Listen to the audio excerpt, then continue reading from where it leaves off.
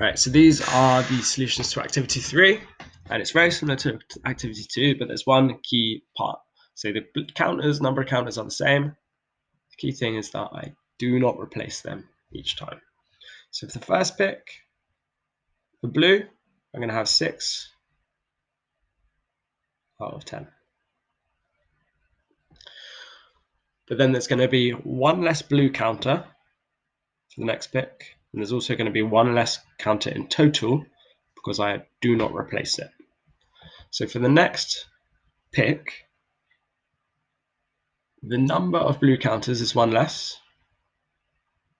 So there's going to be 5. And the total number of counters is also going to be one less because I've taken one out. For the green, it's still going to be 4. So still 4 in there, haven't taken any out, but there's one less in total. So that's that arm of the tree diagram done. For the second part, if I go back to the beginning and imagine that all of the counters are back in the bag, I'm going to have, for a green, just 4 out of 10. And then if I pick out a green, I do not replace it. There's going to be one less green,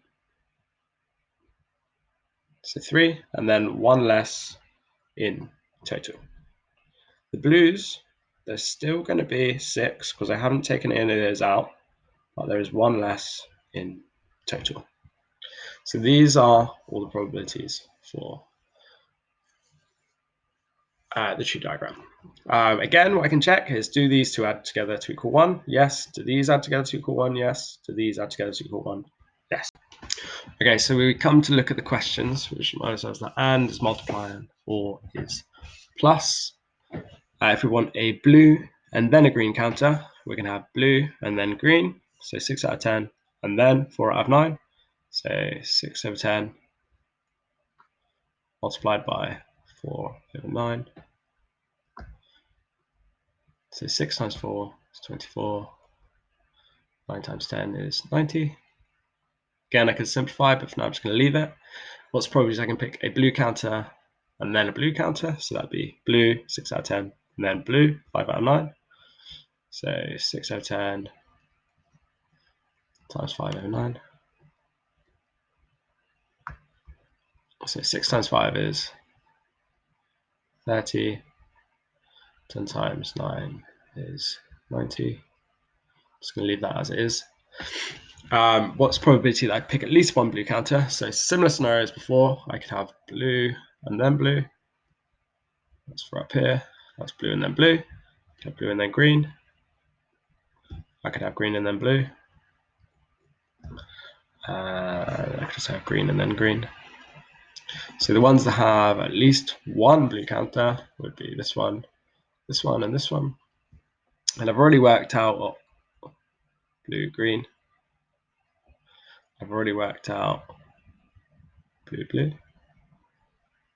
So I'm going to go back. I'm going to look at green, blue. So green, blue. It's going to be 4 out of 10, then 6 out of 9. So 4 out of 10 times by 6 over 9. And that's going to give me exactly the same as blue, green. 24 out of 90. So if I add all of those together, so that's blue, green, blue, blue, and green, blue, I'm going to have 24 out of 90 plus 24 out of 90 plus 30 out of 90. 24 plus 24 is 48. 48 plus 30 is going to give me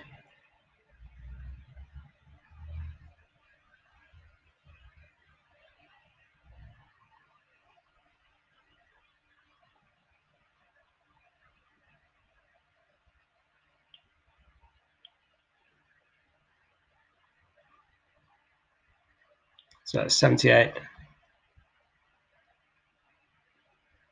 out of 90. And that's my final answer. I could also just check for this. The green, green is going to be 4 out of 10. times 3 out of 9. It's going to give me 12 out of 90. And if I had all of these, so 78 out of 90 plus the green, 12 out of 90, that would be all of the possibilities. It's going to add up to 1. So task 4 I've put on Edmodo is some exam questions, so some practice. So I'd like to pause and have a go at some of those, all of those now, and I'm going to run through the solutions.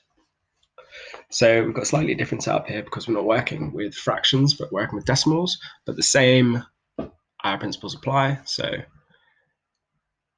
at each branching, probabilities have to add up to 1.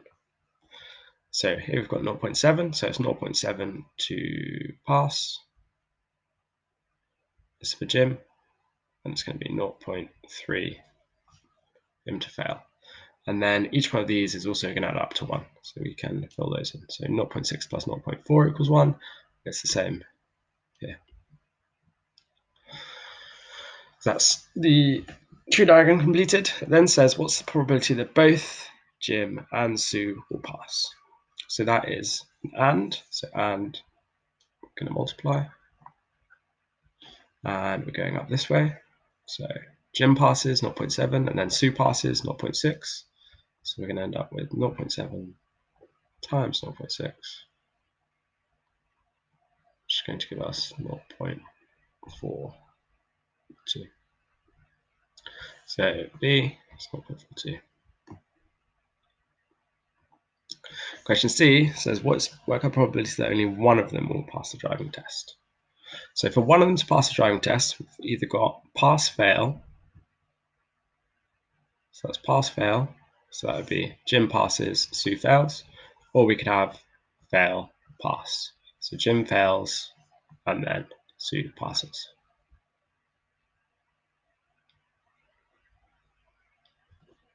So if we work out the probabilities for these, we're going to have Jim passes, Sue fails, 0.7 times 0.4, so 0.28. And then a fail pass, so 0.3 times 0.6.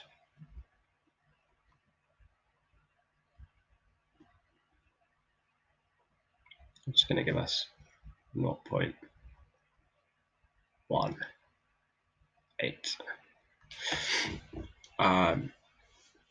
The last thing we need to do here is say work a probability at least one of them will pass, so it could be pass fail or fail pass.